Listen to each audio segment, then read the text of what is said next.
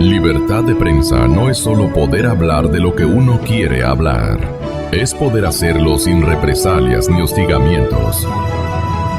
Saludarle nuevamente a Yanine Cruz, asambleísta, que tiene la bondad de acompañarnos en esta mañana y que ha tenido un especial protagonismo en todo lo que viene haciendo la Fiscalía en el ámbito de la corrupción y el trabajo que está cumpliendo la Comisión de Fiscalización de la Asamblea Nacional.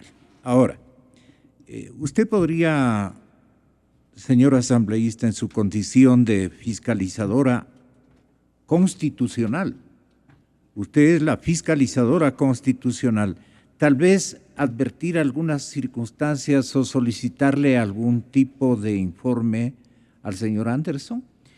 Muy buenos días, estimado Gonzalo. Bienvenida. Un abrazo con toda la comunidad Audiencia ecuatoriana. Es un gusto poder compartir con el doctor Alfredo Corral y el doctor Ramiro García.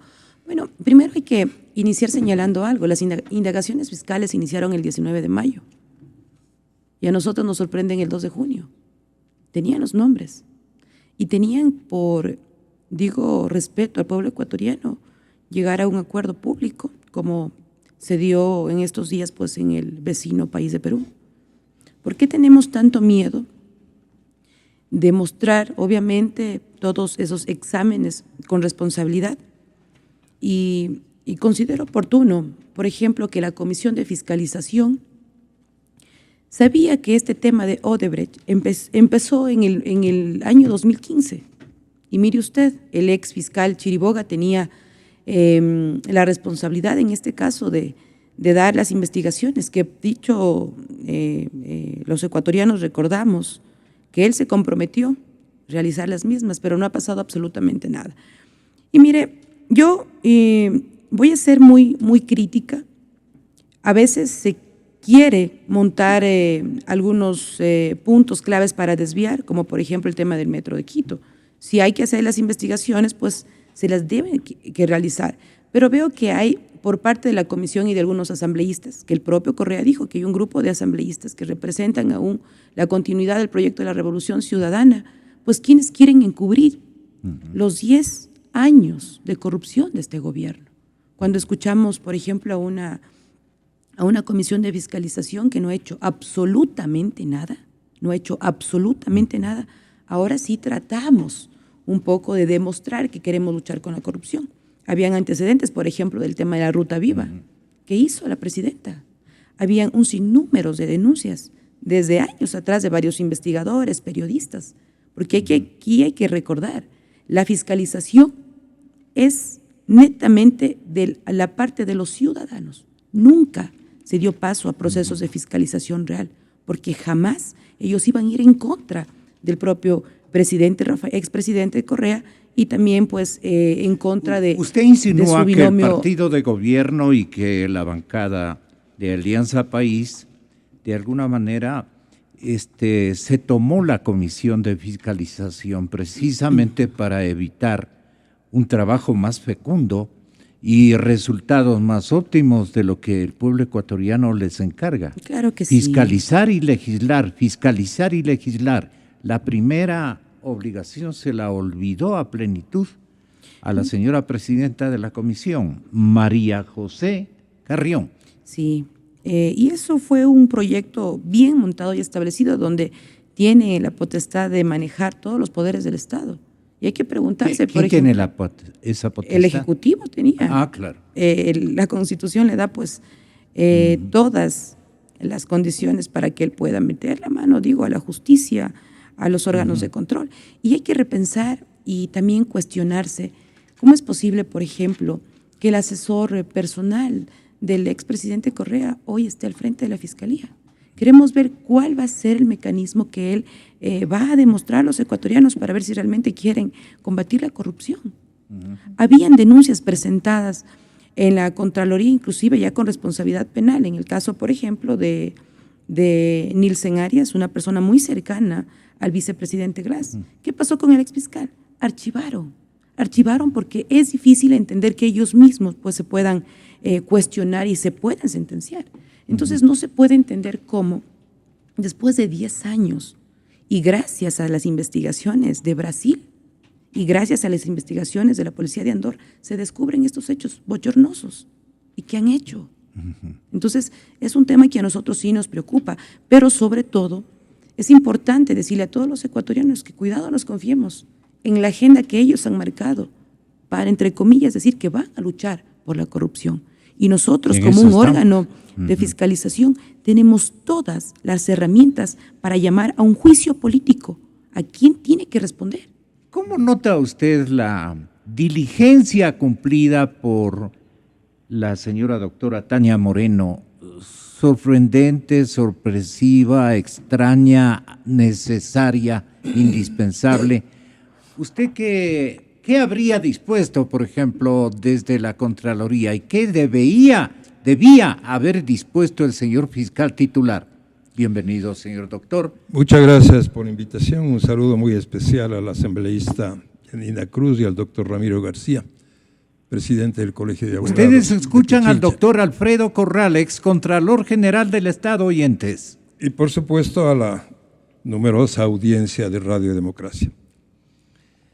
Yo creo que sin restar las atribuciones que tiene la Fiscalía para indagar la contratación del metro, porque es evidente que en esa contratación está inmersa la compañía Odebrecht en una asociación, en un consorcio con otra compañía, la compañía española Acciona. Pero me parece que la insistencia de la señora presidenta de la Comisión de Fiscalización de que se indague lo relacionado con el metro de Quito lleva a las claras a creer que hay un desvío de lo fundamental y esencial de la actuación de la compañía Odebrecht en el Ecuador desde hace justamente 10 años. Las investigaciones y la información que proporcionó el Departamento de Justicia de Estados Unidos revelaron que entre los años 2006 y 2007, si no me equivoco, funcionarios del gobierno nacional recibieron sobornos y coimas por 33.5 millones de dólares. Y que esto ocurrió luego de que el expresidente economista Correa expulsó a la compañía Odebrecht del Ecuador, si no me equivoco, en el año 2008, pero fue llamado a una reunión por el presidente Lula de Brasil, en la que estuvo también el presidente Chávez de Venezuela, en Manaos, y como que le llamaron la atención y le jalaron las orejas al presidente Correa para que no haga esas cosas, porque no podía ir respetar a la compañía Odebrecht expulsándola del Ecuador. Y el presidente Chávez se manifestó en el sentido de que la compañía Odebrecht es un ejemplo de pulcritud y corrección. Regresando de esa reunión, ocurre que en nuestro país establecen, no sé de qué manera, y esto es lo que tiene que ser investigado a fondo, un acuerdo con la compañía Odebrecht. Primero, para eliminar todos los juicios penales que existían en contra de sus funcionarios. Y si no me equivoco, algunos juicios me parece que en La Tacunga. Luego, para que la Contraloría elimine o desvanezca todas las glosas que previamente había determinado. 8 glosas. Y no es que la compañía Odebrecht pagó el valor de las glosas, sino que estas fueron desvanecidas por la Contraloría General del Estado. Le dieron unos capillos al país, exactamente, 20 millones de dólares. Y como consecuencia de aquel acuerdo al que llegaron con la compañía Odebrecht, le adjudicaron nuevos contratos, si no me equivoco, por un monto aproximado a 1.500 millones de dólares, aparte, completamente aparte de la contratación del Metro de Quito, que ocurre mucho tiempo después, cuyo monto asciende, me parece que a 1.500 o 2.000 millones de dólares. Entonces, el centro de la investigación tiene que estar en el sistema de contratación que existía en Ecuador, un sistema de contratación corrupto mediante el cual funcionarios públicos del gobierno recibieron coimas y sobornos por montos altísimos de dinero, llevándose en sus bolsillos en lugar de preocuparse por cumplir a cabalidad las funciones que desempeñaban en forma honesta y correcta. Por lo tanto, estamos frente a una década corrupta que poco a poco se va descubriendo. Como ya pasaron las elecciones, ahora sí ya se dice que el señor fiscal tiene toda la información recibida en Brasil. ¿Qué buscaba encontrar para distorsionar o diluir lo otro? ¿Y cómo aprecia usted el contenido del acuerdo firmado entre el señor fiscal titular y Marcelo Odebrecht, o un representante altísimo de la compañía brasileña, para evitar la divulgación de los nombres? ¿Esto es procedente? ¿Esto es exacto? Cuando todo un país al que le debe respetos, dice Odebrecht en esa carta que acompaña, y que le pide disculpas, le prohíbe que dé los nombres. Entonces, ¿de qué estamos hablando? Como dicen los guambras en la calle. Tenga la bondad. Gracias, Gonzalo. Un saludo para Janine, Alfredo y para todos los oyentes. Un honor poder compartir este panel con ustedes. A ver, primero, se supone que la Fiscalía no es un ente político, sino es un órgano de la justicia, ¿verdad? Es el titular de la acción penal y es el órgano de investigación penal. Entonces, yo creo que, es decir, al menos en norma, Fiscalía estaría buscando evidencia sobre algún ilícito cometido de acuerdo a la denuncia presentada por la asambleísta María José Carreón. Hasta ahí todo bien. Lo que sí nos extraña es que Fiscalía hace esto en momentos en que existe muchísima evidencia de corrupción que vincula a gente del más alto nivel de gobierno. Y eso sí nos da la idea de que existe una estrategia de la cual Fiscalía, consciente o inconscientemente, se transforma simplemente en un peón del ajedrez, pero que quien está manejando los hilos tiene una estrategia dirigida, en este caso, digamos, a empatar el partido, a lanzar una cortina de humo que nos permita ver hacia otro lado y no hacia donde están las evidencias clarísimas de temas de corrupción. A ver, hagamos un recuento así muy rápido. Para 2008, Odebrecht tenía 800 millones de dólares en contratos cuando le votan. En 2011 regresa y le dan casi 1.600 millones de dólares en contratos, es decir, el doble de lo que tenía. Todos estos contratos en los denominados sectores estratégicos. Sectores estratégicos que por decreto ejecutivo firmado por el presidente Rafael Correa se encontraban a cargo del vicepresidente Jorge Glass. Todos. Entonces, los contratos de Refinería del Pacífico, Manduriaco, entre otros, el acueducto, etcétera, todos estaban a cargo de los sectores estratégicos bajo el control del señor Jorge Glass.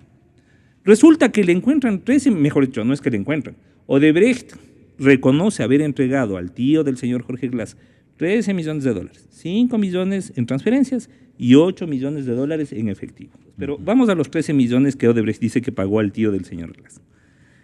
El tío del señor Glass, del señor Rivera Arauz, no era ni funcionario público, ni tenía ningún control respecto de los contratos de Odebrecht. La pregunta es, ¿cómo así Odebrecht le entrega 13 millones de dólares? Donde además, de acuerdo, lean el acta de la audiencia de formulación de cargos, la señora fiscal repite lo que dice Odebrecht y Odebrecht dice que le entregaron esos 13 millones de dólares en razón de su parentesco con un alto funcionario de gobierno. Y eso está ahí en el acta y según los señores asambleístas, según la presidenta de la Comisión de Fiscalización, no existe evidencia alguna que ligue. Es decir, ellos están buscando 3 pruebas. 1, que exista depósitos en la cuenta del funcionario público.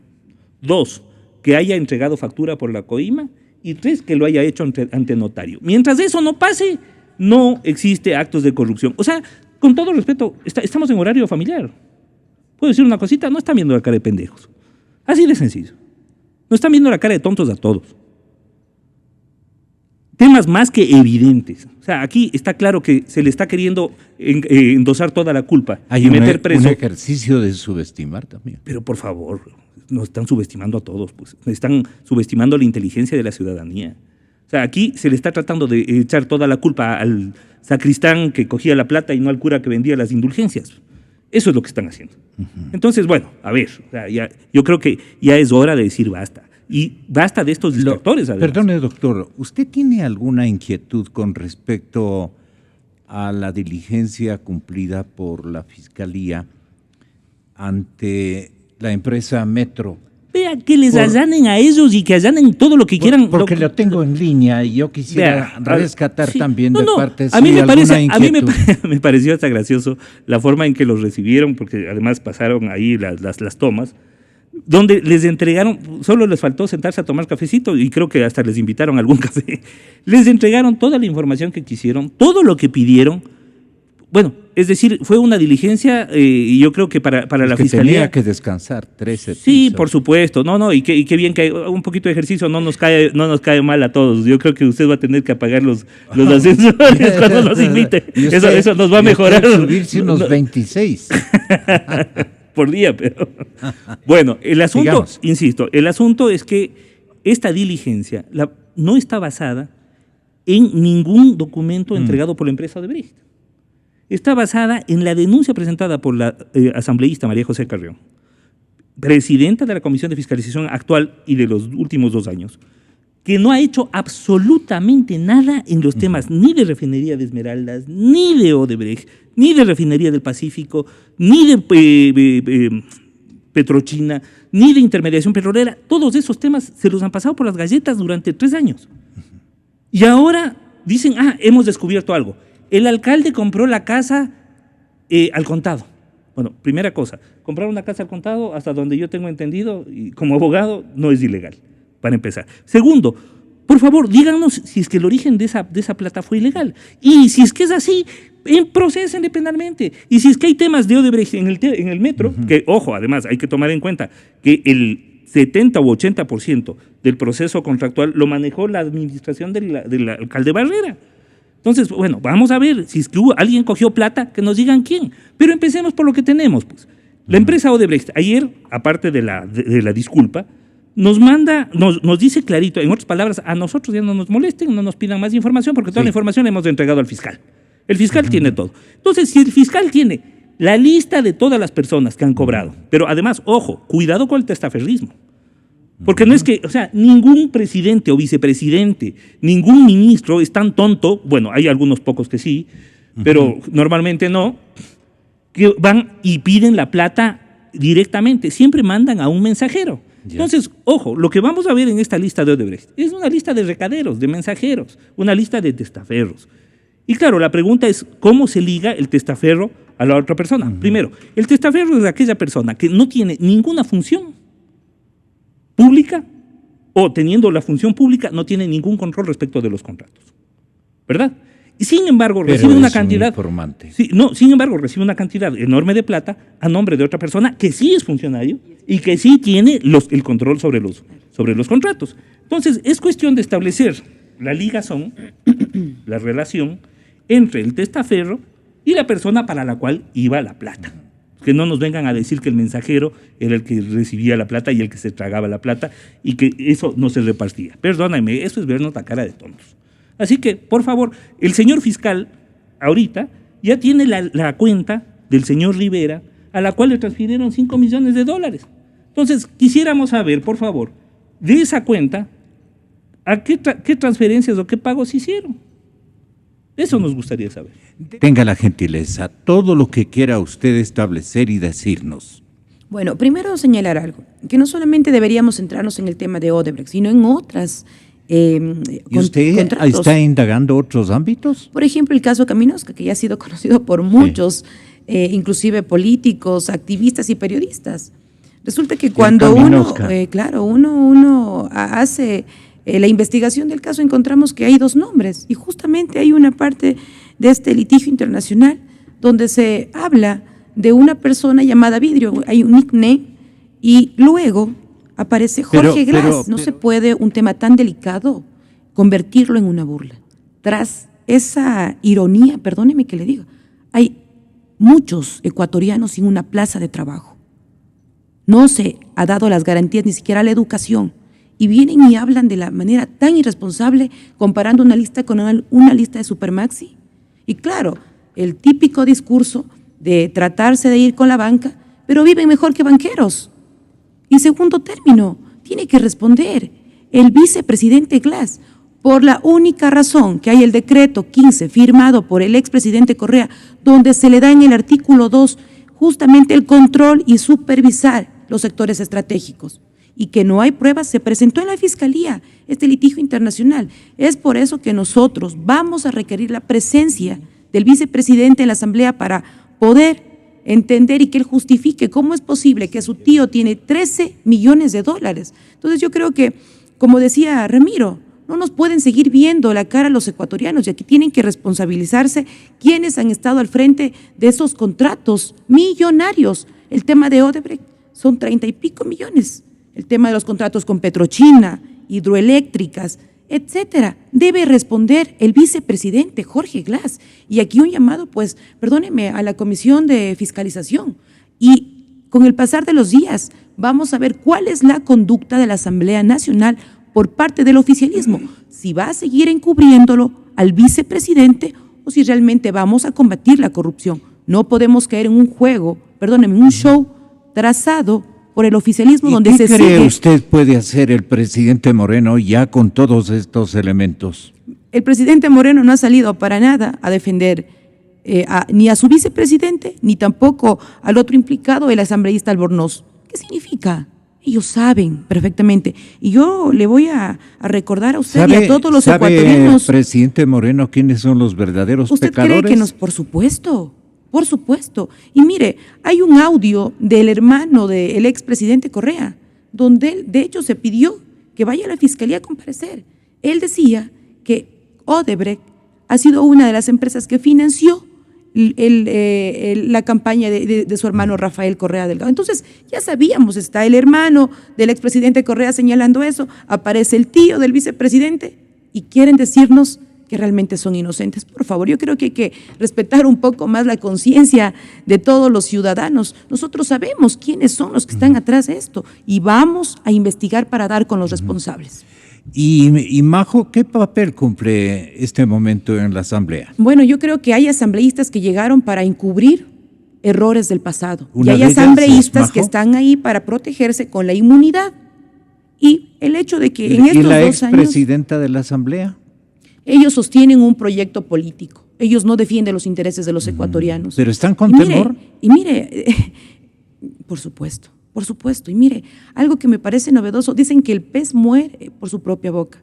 Está diciendo el vicepresidente que él ha evitado de que la empresa Odebrecht se lleve millones.